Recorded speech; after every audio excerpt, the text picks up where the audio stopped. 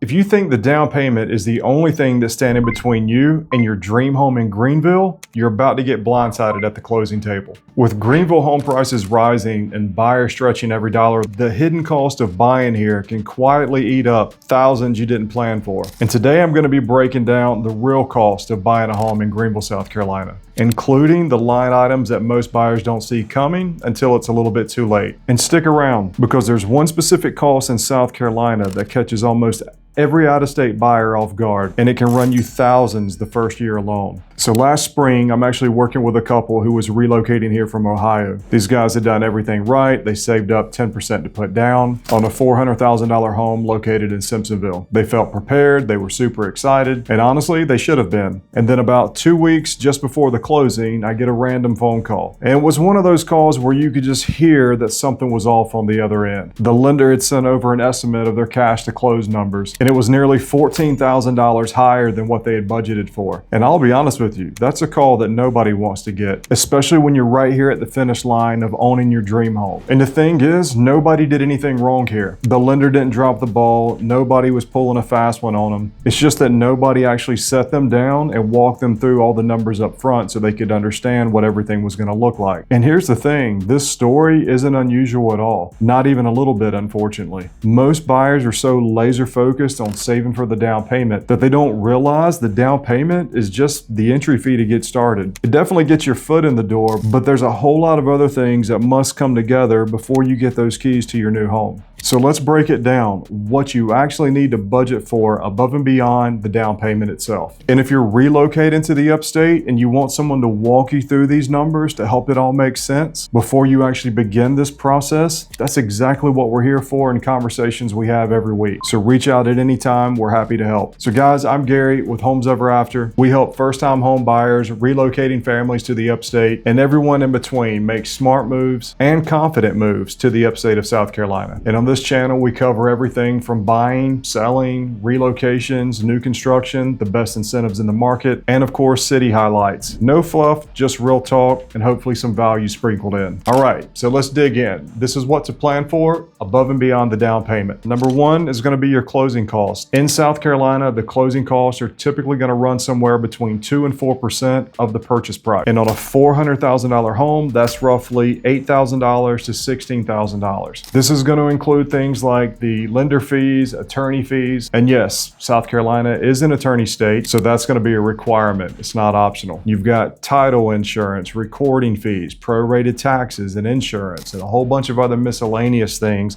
that all contribute to this, not counting point buy downs if you're trying to get a lower interest rate. So all these things are going to make up your closing costs. Number two are going to be your prepaid items. Your lender's going to collect several months worth of homeowners insurance and property taxes. All these are collected up front to create and fund your escrow account. And here in Greenville County, you could be looking at anywhere from $2,000 to $5,000, depending of course on the home itself and the tax bracket. And so of course, this is one of those things that can feel like it completely comes out of nowhere, especially if you're not expecting it. Number three is going to be the inspection stack. A standard home inspection can run anywhere from $400 to $600, just depending on the size home that you're purchasing. But most homes in Greenville also need a termite letter or a CL 100, and that can be anywhere from $100 to $150 for this service. And depending on the home, you may have a separate HVAC inspection, plumbing inspection, maybe even a septic tank, a well. And for these, you could budget anywhere from around another $700 to $1,200 to make sure it's done right. And I know what you're probably thinking, Gary,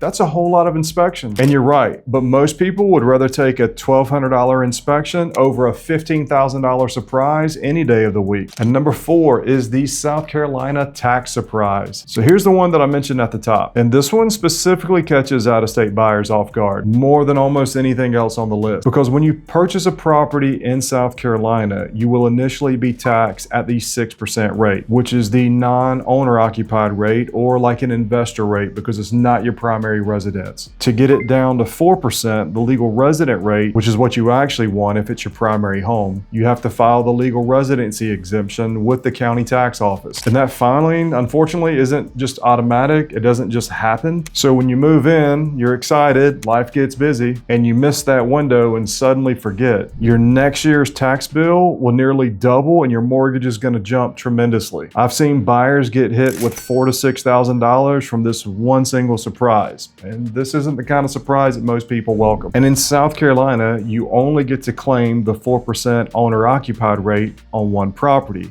If you own multiple properties, lake homes, investment properties, and so forth, all those additional properties will be taxed at the 6% rate, which is almost double what it would be as your primary home. And again, this isn't anyone being sneaky. This is just one of those South Carolina things that most people don't know, which is exactly why we're talking about it right now. So be sure not to drain every dollar you have into the down payment, leaving nothing in the reserves. Don't skip inspections just to save a few $100s up front. And don't always assume that first number from your lender is going to be the final number. Be sure to ask for an updated loan estimate a few days before closing so you can review the numbers and make sure everything is exactly what you have budgeted for. That way no one's getting caught off guard. So who are the buyers who come to the closing table most relaxed and confident? They're the ones who plan for the full picture. And so who are the ones who are stressed? These are usually the ones who become hyper-focused too much on one number and not enough on everything else surrounding it that's a part of the transaction. And if any of this is making you think that I just don't know where to start, that's honestly a super normal feeling. There's nothing wrong with it. And it's actually conversations that we have every single day. So if you have a question, don't hesitate to reach out. We're happy to help. So here's your action step. Before you even start looking at a home in Greenville or anywhere across the Upstate, ask your lender for a sample closing document on a home in your price range.